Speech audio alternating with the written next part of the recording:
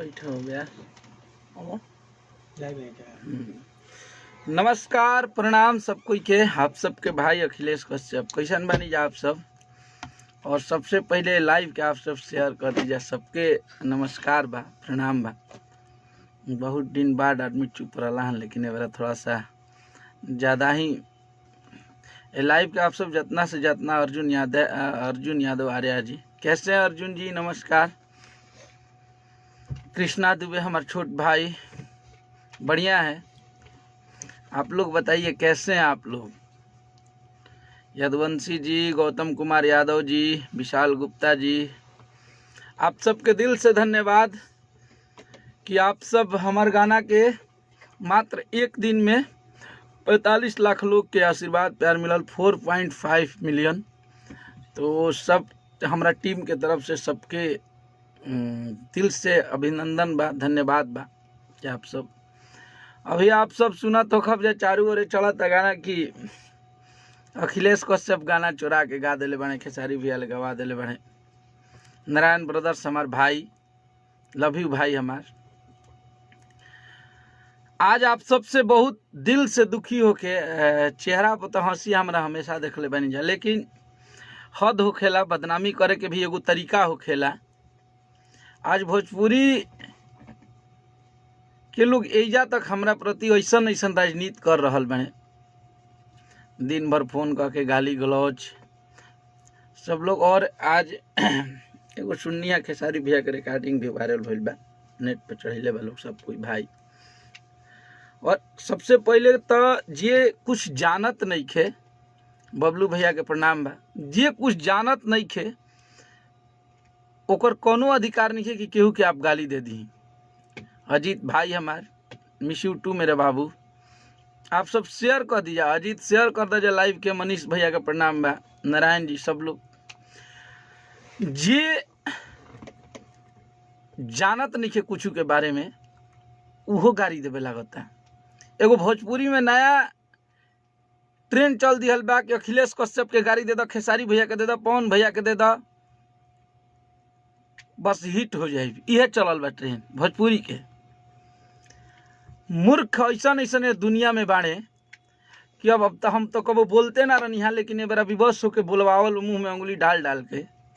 अरे भाई एगो रिकॉर्डिंग सुननी है, वीडियो कोनो हने गोलू गुलजार उ कहता कि हमार गाना हो। एगो कोनो बाड़े राहुल राय उ कहता कि हमार गाना हो। सब लोग अपन अपन कहत। आप सबसे ये गाना के सच्चाई बता देता नहीं कि होली में एगो हमार गाना आइल रहे, जौन गाना के आप सब बड़ी आशीर्वाद प्यार दिले रहनी जा। जौन गाना के बोल रहे कि अरे तू ना डलवैलू त दूधा भात, गोधन बो भौजी हमर जिंदाबाद। हमार भाई रंजीत गौले रहलन। वो गाना रहे, डुएट गाना रहे अंतरा जी के संगे। वो गाना के ट्यून सुन लेब जा आप सब, वो गाना खाली सर्च करके सुन लेब जा। और ई गाना सुन लेबे कि चढ़ी जाई ह छत पई कोहरा में, आ कूद जाई ह जान सीधे कोहरा में, गोधन बो भौजी हमार जिंदाबाद। मतलब सेम धुन है। ई लोग इतना दिन ले सुतर रहलन लोग। हमनी के तो गाना ही खेसारी भैया जब भतीजवा के मौसी जिंदाबाद के एजा सेलिब्रेशन के लिए 10-12 गो गाना गली रहे जा, 2-4 गो डमी भइल, 8-10 गो गवाइल रहे, तो गौले रहनी है। जब गाना ही छूटल ह, सबसे पहले देखी कतना ई चोरन के एगो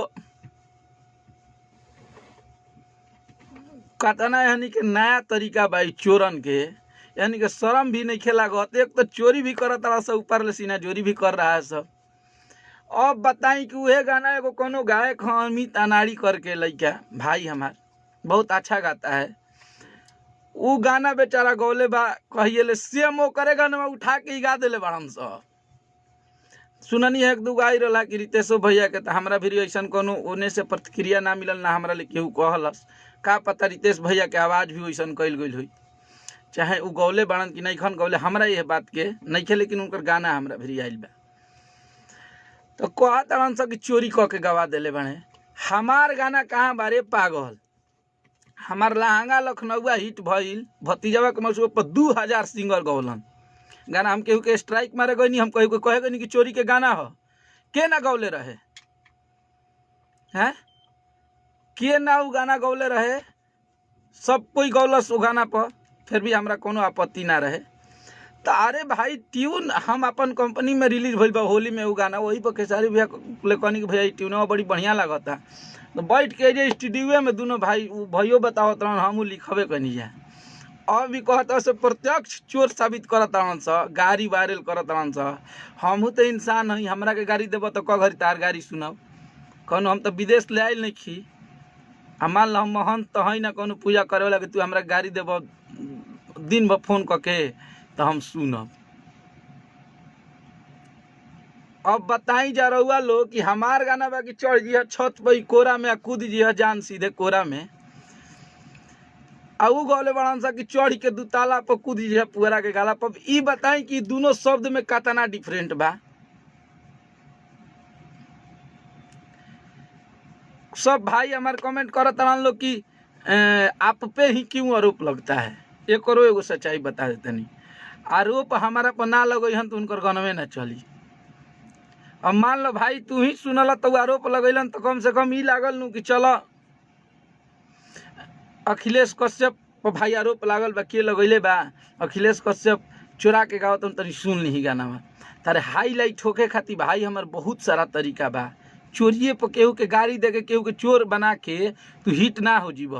अखिलेश कश्यप चोरी करके गीत ना लिखेलन, चाहे वो लहंगो लखनऊआ रहे, वो तो हमार गाना रहे लिखल, हमार नाम ना गवाई तो हम खेसारी भैया ले गवैनी। मेरा गाना है, मैं किसी से गवाऊँ हैं। अब वो कहता एगो बताई हनी के कहता ना डाल पर चढ़त रहन स हमरे तो हंसी छूटत है ये बात पर, यानी कि इतना झूठ कहाँ से आवत है। एक से एक कहानी बनावत रहन स, अपने कहानी में अपने फंसत रहन स।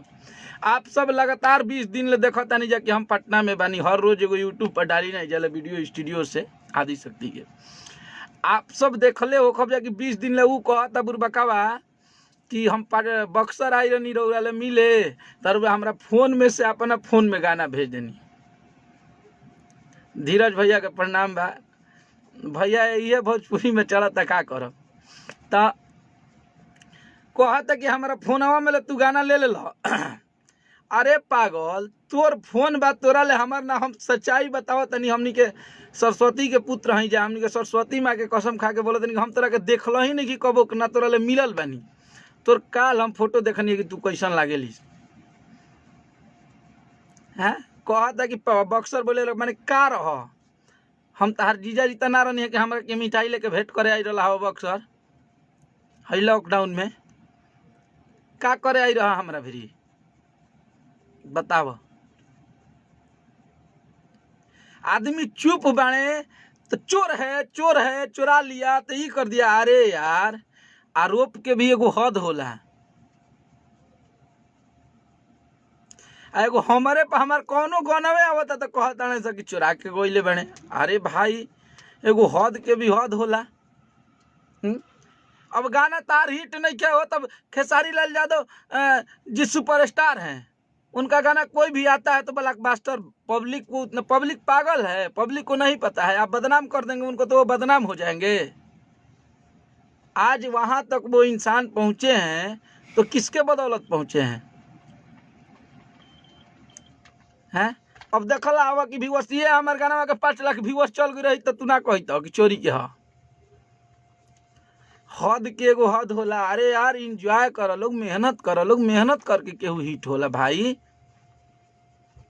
केहू पर चोरी के आरोप लगा के केहू के कह के तारा भी ना कह। अच्छा मान लो एगो और प्रश्न बा कि तहार गाना ठीक बटे, हम मान लेनी थोड़ी देर खातिर कि हम तहार चुरैले बनी।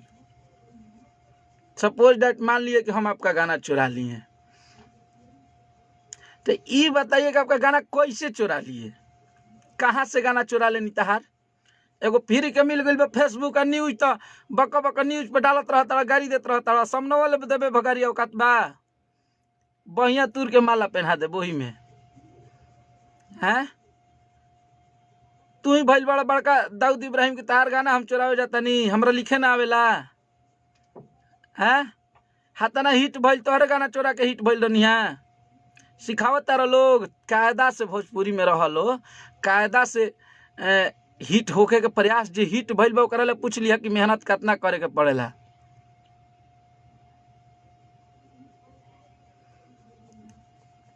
ना भाई रोद रूप का देखावे के बा। ई भोजपुरी ह, हमनी के सोच के बहुत चुप बानी हम। लेकिन कहता कि गाना चुरा लेला हवा, तिली कहता कि आप, अरे भाई तू बनारस के रहे वाला हईस, हम पटना बन, तोर गाना कहाँ चुरा लेनी? ना तोर गाना रिलीज भइल बा। ये बताओ, ये बात पच रहा है किसी को? ना तुम्हारा गाना रिलीज हुआ है, ना तुम्हारा गाना देखने गए हैं, ना तुमको जानते हैं, ना कोई तुमसे मेरा संबंध है, तो गाना कहाँ से चुरा लिए? तुम्हारा गाना कहाँ से चुरा लिया हम? ना तुम्हारा गाना नेट पे है? हम तो अब जानिए कि 4 महीना पहले कोनो लड़का गौले तोरे जौन तू गानवा कहते, तो इसका मतलब कि तू चुरा के गाया है। तू खुद चुरा के गाया है। एगो चोर अगर कहो कि चोरी कैले बड़ा, तो शोभा देता?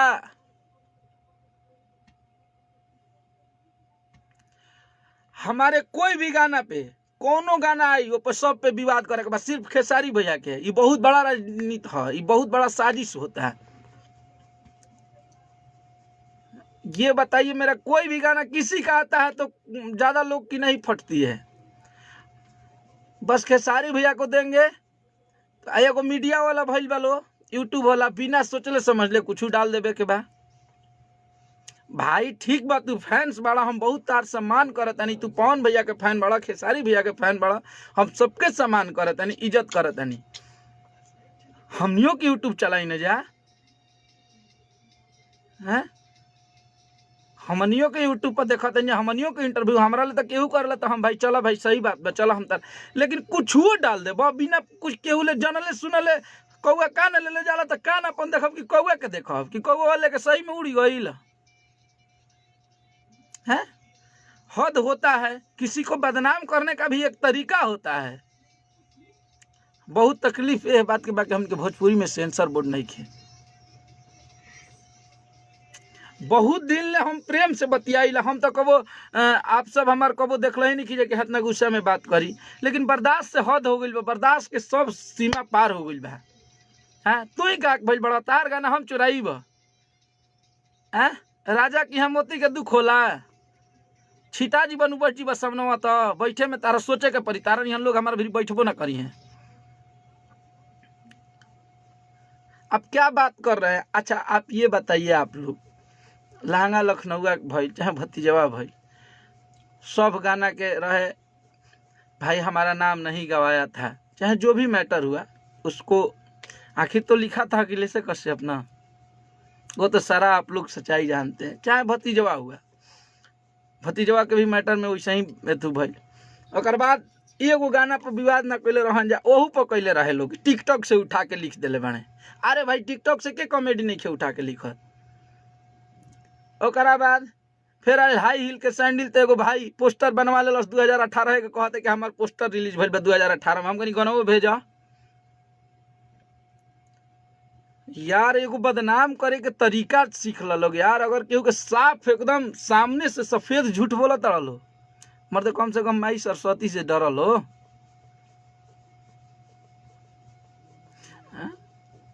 आप लोग, अगर आप लोग हिट नहीं करेंगे तो आज अखिलेश कश्यप मार्केट में, अखिलेश कश्यप के जैसे बहुत सारे ऐसे मेरे भाई हैं जो लिखते हैं, तो जिनका भी गाना बजने लगेगा, जेकर गाना हिट होके लगी ओकरा पर तू लोग हावी हो जी बोलो।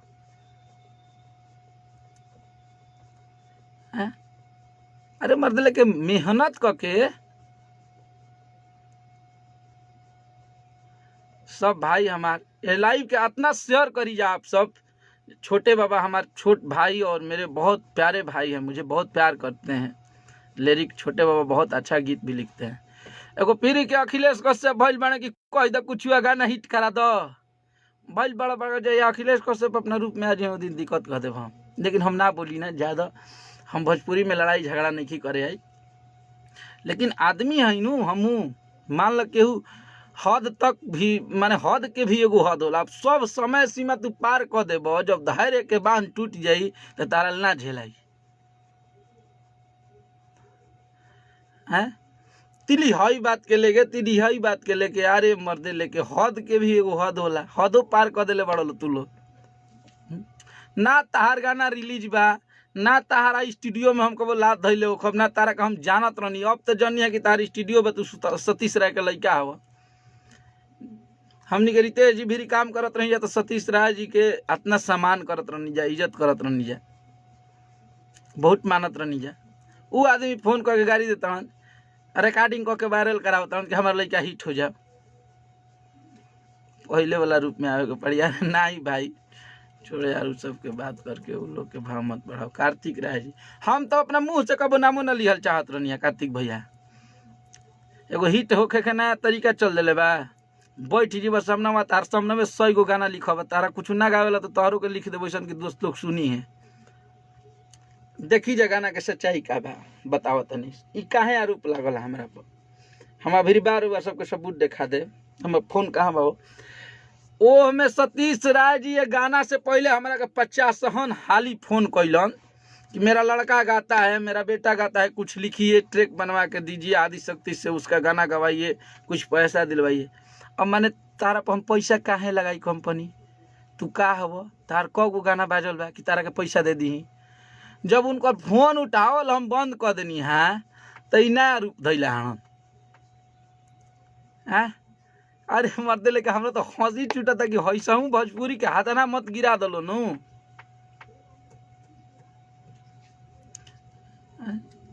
खेसारी लाल भैया के तू, खेसारी भैया के बेइज्जत करके आ तू बदनाम करके उनका के पब्लिक भीड़ ले गिरा देब। जो आदमी पब्लिक के लिए जीता है मरता है उसको आप गिरा देंगे पब्लिक की नजर में।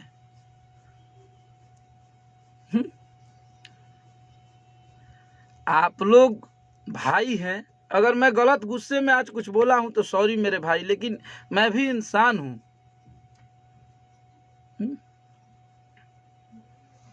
विक्रांत पहला बार ऐसा मूड देखा था ना भाई। देखो गुस्सा, अरे यार आदमी रात दिन मेहनत कर रहा है, दिन रात गाना बनाते हैं, रात भर जग के साला 5 बजे सुबह में जो इंसान सोता है 4 बजे, और डायरेक्ट छूटा तक ना हमार चोरी हो गई अखिलेश कश्यप, तू ही भइल बड़ा दूध के दोहल, तू ही सतयुग के हरिश्चंद्र जी हवा।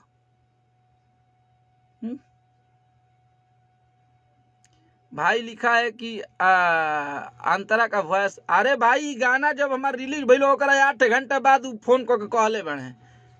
हाँ अंतरा चाहे हम ही हो कि हमारे लिए तू गाना ले लो, ये बुरा नहीं मानना है। जैसे कि मान लीजिए बड़े सिंगर को देते हैं तो याद रहता है। अब एक दिन में 20 गाना आदमी लिखता है, 30 गाना। मैं गलती से खुद ही दे देता हूँ। एक जो भाई हैं हमको लिखना होता है, पता नहीं चलता है किसको दिया। अंतरा को याद थोड़ी होगा यार। चाहे अंतरा कमाए खाती बाड़ी उ जल्दी की गाना जब डुएट गवाला हमार भाई, तो ओकरा में कबो वॉइस बोल के ना लड़की भी भेजल जाला, ओकरा में दारा दारा करके सिर्फ धुन गाया जाता है। कभी उसमें वॉइस नहीं बोला जाता है कि गाने का वॉइस ये है। तो अंतरा अपना गाई है, अंतरा जो इसमें गाई है वो बात थोड़ी गाई है उसमें यार। ये गाना मेरा अलग है कि चढ़ दिया छत पे कोरा में सबकी नीचे बनाइल बेपारी, कौन से मिल रहा है यार। हद होता है। बेईमानी और चोरी के एगो हद नहीं होला यार। हिट हो जी हिट हो गई तारा का सब लोग फूल माला लेके तैयार बने कि बनारस स्टेशन पर उतर तारा के लगा दी फूल माला, तारा के पहिरावे खातिर। कहे से कि तू सेलिब्रिटी बन गई हमरा के बदनाम करके। हमारा पर चोरी का आरोप लगा दिलो तो बहुत बड़ा स्टार्टअप मिल गई, फॉर्च्यूनर इंडिवर कुल किना गई, 2-4 कट्ठा में घर बन गई तार, तू बहुत बड़ा स्टार हो गई।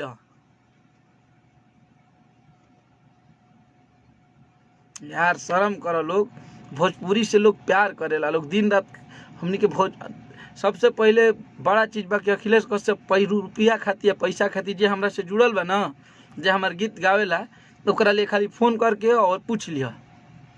आज तक जो सिंगर मेरे से जुड़ा है, आज तक किसी से मेरा रिश्ता नहीं खराब हुआ है, चाहे वो छोटा सिंगर हो चाहे वो बड़ा सिंगर हो। वो लोग जानता है कि मेरे यहाँ से कितना प्यार मिलता है। कभी अखिलेश कश्यप बोलने नहीं गया है कि मैं इतना पैसा लेता हूँ, आप इतना ही दीजिएगा तो मैं गाना दूंगा। एक अखिलेश कश्यप ऐसा इंसान है कि मेरे भाई बोलते हैं कि भैया मेरे पास पैसा नहीं है, आप नहीं दे सकते हैं, तो मैं उनको भी गाना देता हूँ कि भाई का शौक है कि मेरा गाना गाए। मैं अपने लाइफ में इतना पैसा देख के इस इंडस्ट्री में आया हूँ ना कि मुझे पैसे से थोड़ा सा भी मोह ममता नहीं है कि मैं अपनी ज़िंदगी में बहुत पैसा देखा हूँ, तो पैसे के लिए नहीं मरते हैं। और ये सब काम वो लोग करेंगे जिनको बहुत ज़्यादा पैसे से प्यार होगा। भाई अगर तहार लोग के समाज के अगर कोनो लइका आगे बढ़ता तो ओकरा के प्रोत्साहित करे के बजाय 10 गो अछरंग लगाओ तड़ हैं। हद हद हो गई बा यार, भोजपुरी के एकदम डुबाइए देव लोग का। किसी को ब्लेम लगाने से पहले आप सोच लीजिए। अच्छा, आप कितना बड़ा गलती किए हैं। रितेश जी का भी गाना आप चढ़ाए हैं। अगर रितेश जी गाए होते पता नहीं, भगवान जाने कि वही सेम गाना आप भी बोल रहे हैं कि मेरा है, एक गोलू गुलजार बोल रहा है कि मेरा है, एक रितेश जी के भी आवाज में सुन रहे हैं सेम गाना। तू लोग खुद कुल चोर मिल के गौले बड़ा हमरा के कहा था कि चोरी कैले बड़ा। हमार गाना जौन की अलग बा ओकरा के तू कहा था कि चोरी करके गौले बड़ा। अब बतावलो कि भोजपुरी में हाथाना माने तहार लोग के स्तर गिर गइल बा। हमारे गाना संगे वो हम सिर्फ खेसारी भैया के लिखी न तब यही खातिर करता लोग कि खेसारी भैया से विवाद हो जाओ, खेसारी भैया से दूर हो जाए। तो लेकिन बिल्कुल ना हो सकेला, इससे ना हो सकेला कि भैया जानता उनका सामने में बैठ के लिखी ना। हमू हमें के राइटर ना आज तक केहू जे हमरा के बहुत नजदीक ले कार्तिक भैया बने चाहे जे भी सिंगर बा वो जानता कि अखिलेश कश्यप के कबो डायरी नहीं बनल आ ना जीवन में बनी। डायरी पे गाना मैं नहीं लिखता हूँ, हमार जो निमन लगी फोन में रिकॉर्ड करके बना के भेज दे। अभी तो तार नासवा चटक जाई आ तना तू बदनाम करत करत थक जीव एक दिन। जितने लोग साजिश कर रहे हैं, साजिश करने वाले मेरे भाई आप लोग थक जाएंगे। किसी को बदनाम करने से कुछ नहीं होता है, अपना गाइए ना यार। किसी को बदनाम कर लेंगे तो बदनाम हो जाएगा वो। आप लोग अपना गाइए। ये जब हमने के गाना आज से 5 महीना पहले के गावल बा, आई हमारा कंपनी में रउआ सबके सुनाइयो डेटा नहीं तनी निकाल तो गोधन भौजी जिंदाबाद बबुआ। रउआ सबके सुनी जब डेट दिखा देतनी कहिया के गाना रिलीज बा। वो ट्यून पर हम गइले बनी, हमार कंपनी के ट्यून है। वो ट्यून पर हम लिखल रहनी गाना तो खेसारी भी आई रहन भतीजा के मौसी 115 मिलियन भई रहे तो ओ घड़ी गाना गवाई रहे हम। भैया लोग बहुत निमर गनी भैया बहुत बढ़िया मैटर वाला था। देखी सब है ये हाँ सुनब जरूर सब तक ज्ञान। देखब जे गाना के ट्यून आज से देखब जे होली के गाना है भाई गौले बने और आप सबके सुना रहे नेट स्लो। देखो सुनिए सेम जो खेसारी भैया गाए हैं वही ट्यून। गानोरा में कूद जई हजान सीधे कोरा में सेम ट्यून है। आप लोग देख लीजिए। बोल रहा है बेवकूफ कुछ चोरी कराए हैं। ट्यून तुम्हारे बाप का है, ये खुद अखिलेश कश्यप होली में लिखा था। बेवकूफ कहें कि किसी को चोर बोलने से पहले सोच लो 100 बार कि किसको बोल रहे हो। साजिश भी करने का एक तरीका होता है। किसी नेता मंत्री के पास बैठ जाओ 2-4 घंटा वो लोग ट्रेनिंग देंगे तो तुम सीख जाएगा राजनीति कैसे किया जाता है। और भोजपुरी में गीत गौने में राजनीति ना होला। जिन जना राजनीति गइलन कैलन उचल गइले हैं। ठीक बा। तुम लोगों का गाना नहीं हिट हो रहा है, ब्लेम करोगे। पहले फोन किया 20 दिन तक भाई गाना नहीं भेज रहे हो, भाई गाना नहीं भेज रहे हो, गाना दे दो भाई, बाबा से कुछ पैसा दिलवा दो, हम वेब के इंडायर हैं, वेब से काम करते हैं, उसे चुपे चुपे तुमको अपने लड़के से गवा रहे हैं। बहुत बड़ा हिट है इसका गाना गा के। समर सिंह हिट हो गए, रितेश पांडे हिट हो गए, लेकिन इस बार हम चाहते हैं कि तुम्हारे कॉलम से निकले कुछ कि मेरा बेटा हिट हो जाए। अगर आपके बेटों को गाना नहीं दूंगा तो आप मुझे बदनाम कर देंगे। मैं तो बाद में जाना हूँ कि आपका वो बेटा है। मुझे कल पता चला है कि वो सतीश राय का लड़का है। मैं तो जानता ही नहीं था। मन तार लड़का के अच्छा मान ला हमारा के तू बोलला कि भाई भैया हमारा के गाना दे दो, हमार नहीं खे मन, हम तारा के ना दे। एकर मतलब हमारा के गाड़ी देवे लगबो हैं। हद हो गइल बारे मर्दे भोजपुरी के। आपके बेटे को अगर मैं गाना दे दिया होता और आदिशक्ति कंपनी से 5 लाख रुपया दिवा दे रहती तो तू बढ़िया हो गई रहती। हमार जय जय करता नू। हमको उस जय जय की कभी जरूरत ही नहीं है। हमको वैसा जयकार नहीं चाहिए। और मैं जानता हूं कि ये भोजपुरी इंडस्ट्री मेहनत पे चलती है। आप जितना मेहनत करेंगे ना, जितना अच्छा गाएंगे, आपका आप दूसरे को बोल रहे हैं आपका चरित्र तो आप जो आपको नजदीक से जानता है उससे पूछिए आपका चरित्र क्या है। बनारस में आप शुरू से ही चोरी करवाए हैं, गवाए हैं। अभी तो कुछ दिन पहले गाना जोताई नहीं लूंगी एको पैसा गवा दिले रह दोसरा लड़का रितेश जी के गाना। तू भइल बड़ा साफ सुथरा जेकर आदते बा चोरी करवावे के शुरू ले है, जो शुरू से ही चोर है, चोरी कराया है, गवाया है। रितेश जी के गाना रहे अगोलू रजा के पियावा से पहले हमार रहलुओ पर फिर विश्वजीत विश्व से गवैला कि नैहर में रखले कगो यार रहलू वेब से छुटल। तू खुद चोरी हवा तो हमरा के चोर के साबित करता रह। जेकरा माथा पर चारू ओर ऐसा कहीं जगह बाकी ना होई जहाँ चोर ना लिखल होई, आ तू दूसरा का चोर बनीब। अगर आपको मेरे लेखनी पे शक है, मैं किसी को बोल रहा हूँ, तो आइए मेरे सामने बैठिए, मैं आपके सामने 20 हिट गाना लिख के आपके सामने मैं रिलीज करा देता हूँ। अगर वो मेले अगर 18 गो गाना हिट ना हुई तो वो दिन ले गीत लिखल छोड़ दे। 20 गो गाना तारा सामने जेकरा हमारा लेखनी पर शक होई वो हमारा भिरी आओ, ये बैठो मोबाइल वोबाइल बिग के आइजे बनवाई 20 गो गाना बनवाई, ओमे 18 गो गाना अगर हिट ना हुई तो वो दिन से लिखल छोड़ दे। बात कर रहे हो हिट होके के नया तरीका सीखले बड़ा लो। चाहे दिन सेंसर बोर्ड भोजपुरी में आ जाई वो दिन तार लोग के नशवा चरक जाई, ये तकलीफ है। देखा भाई मेरा लिख रहा है अखिलेश कश्यप चोर है, एकदम 1 नंबर भाई सलाम। भावनाओं में नहीं बहिए बाबू मेरे, भावनाओं में बहने की जरूरत नहीं है, सत्य और असत्य पे चलिए। आप लोग एक श्रोता हैं और मैं अपने पब्लिक से बहुत प्यार करता हूँ। जो लोग मुझे बहुत नज़दीक से जानते हैं वो जानते हैं, इस आईडी पे देख भी रहे हैं, मेरे बहुत सारे बक्सर के भाई हैं जो हमरा के बहुत नज़दीक से जाना था। वो लोग सब जाना था कि अखिलेश कश्यप कितना मेहनत करता है और कैसा लिखता है। अखिलेश कश्यप के एक दिन में 2-2 गो गाना रिलीज होला, बुझाइल भाई, और सब गाना सुन ले बते वो अलगे रहेला। आपके आलछन लगाने से, आपके गलत कहने से ज्यादा कृष्णा गाड़ी नहीं चढ़े बताओ कि मैंने आदमी बर्दाश्त कैले बाने, प्यार से रहत है, हम नहीं चाहत कि सब होखे, तो हद कर दिल बड़ा लो। आदमी चुपचाप बाने नहीं खन बोलत कुछ।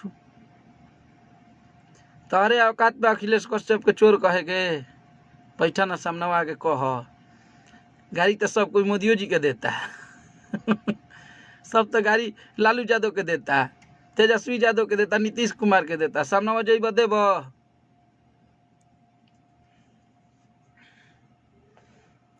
कार्तिक जी लिखा था उनके, हम तो भीतर ले जानते नहीं।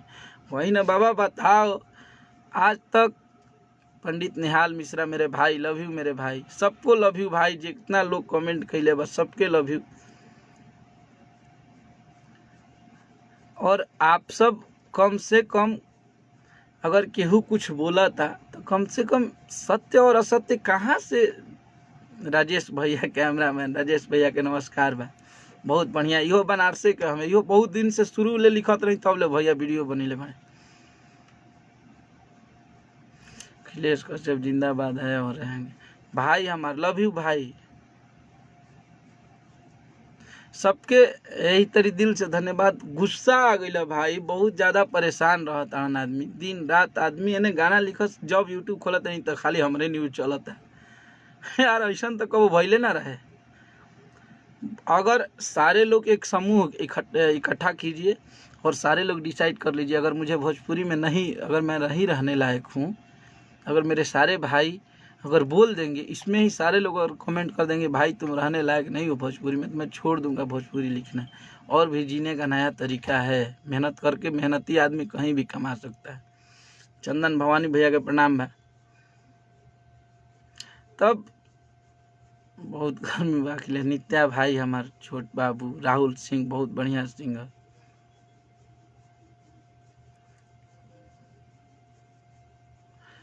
तो आप लोग ये बताइए, अरे यार फोन हो गिरा, आप लोग ये बताई सब है कि अच्छा चोरी केहू कैसे करी। उ मूर्ख ना, हमार गाना तोरा से मिलता, दूर दूर से हमार गाना तोर गाना ले कोनो संबंधे नहीं खे, तो वो तू चोर कहता रे। एक गाना के तोहनी के 10 गो गौले बड़ा सन हैं, तू बोल रहा है हमको कि चोरी करा के गा दिया। ये तुम इसलिए बोल रहा है कि तुम पे कोई नहीं आरोप लगा दे कि मेरा चोरी का गाना है। शर्म करो यार, हिट होना है तो मेहनत करो तुम। अरे जब बोला ना पिस्टल वाले आएंगे, अरे नहीं भाई लव यू, गाली देवे चालू कल जाओ का बोला भैया तू ना भाई, केहू के गाली नहीं खे देवे के। और जल रहे हैं तो भाई जलने का भी एक तरीका होता है।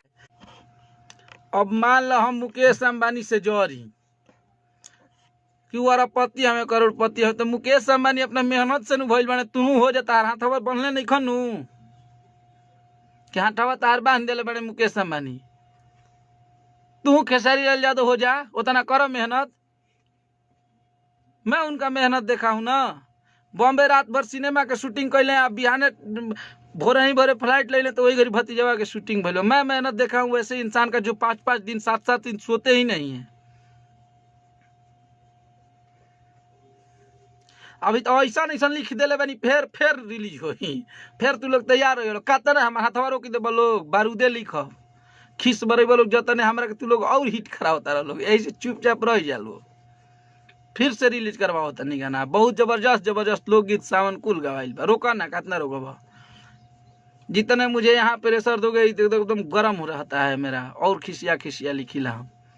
यही से हमरा के फॉलो करेगो तो चुप हो जा लो, यही से हम धीरे धीरे हमरा लागी कि तब ढाई दले खीस बरेबा लोग उतने खीस में लिखो। सबके प्रणाम। अगर हमारे खीस में बहुत ज़्यादा गुस्सा में लिया भाई, तो अगर आप सबके हमरा बात के बुरा लागल तो सॉरी, और आप सब यही तरी आशीर्वाद प्यार देते रही जा। अरे कार्तिक भैया करवा दे रिलीज, अभी तो देखते पड़ा। अखिलेश भाई मेरा शेर है, तू धर जा लो अखिलेश भैया भाई लव यू। अरे आप लोग हमारे जो बक्सर के हैं सब लोग जानते हैं मुझे, और बहुत प्यार मिलता है। आज यहाँ तक पहुँचे हैं तो आप लोग का बहुत ज़्यादा सपोर्ट है शुरू से, स्ट्रगल पीरियड से। और हमारे लिए कोई जिला गांव और राज्य मायने नहीं रखता है। मुझे जितना बक्सर से प्यार मिलता है उतना छपरा, मोतिहारी, गोपालगंज, आरा, सगरू से उतने मिलेला रहता। सब जगह के लोग हमके बहुत मानेला, कहे से कि भोजपुरी के एगो हमनी के कलाकार के कोनो गांव और जात ना होला। हमनी के सब जगह गाना सुनल जाला और हमनी के सब जगह उतने सम्मान मिलेला। पीयूष मिश्रा लिख रहा है और सब हिट बा भैया जी। चलो ठीक बा भाई, तोहार लोग के एगो एह बार एगो सूचना रहा कि मेहनत करके आगे बढ़ो लोग भाई। केहू पे इल्जाम लगा कि केहू हिट ना होला, तू कतना हमरा के गाड़ी देब, कतना बंद तू था कि जीव, हम मशीन है लिखे लगब, ऐसा हम हिट मशीन संग काम करी ना। अखिलेश भैया जिसका बाप दादा चोर है वो आपको सिखा रहा है उहे तो जे खुदे चोरी करा के बनारस में अगर केहू हो तो करले पूछ लो सतीश राय व्यक्ति क्या है, तो उनका के टोटल इंडस्ट्री बजा दी कि सब कोई नंबर 1 चोर है तो इंटरनेशनल चोर है। वह गाने वाली तेसो से गई है, वह जाके सुना दिए, वही जो गई है, वही जो गई है, 5 जगह ले पैसा उठा के हाथ। हाँ तू ही बैल बड़ा लिख दिले रहती गाना, तार लड़का के तना बदनाम करता अब तो हमरा वैसे डर लगा था कि केहू कहे फोन करता कि भाई गाना लिखे तो के लिखे को पड़ी ना, तो कब कौन रूप में आ जी कोनो पता नहीं के चलन चलो तू लोग के प्यार है भाई कि यूट्यूब खोला था ना, हम ही लौकता नहीं लोग के बदनाम करे तो खुद एक दिन बदनाम हो जाइलो, हमरा के बदनाम करे तो। सबके प्रणाम, लव यू। और ये लाइव के इतना शेयर करब जा आप सब प्लीज, सब भाई से निहोरा बा कि ये लाइव के इतना शेयर करी जा उनका भी पहुंच जा। ये लाइव बाबा उनका एक एक सवाल के जवाब हम दे दिले बनी। सबके प्रणाम, नमस्कार।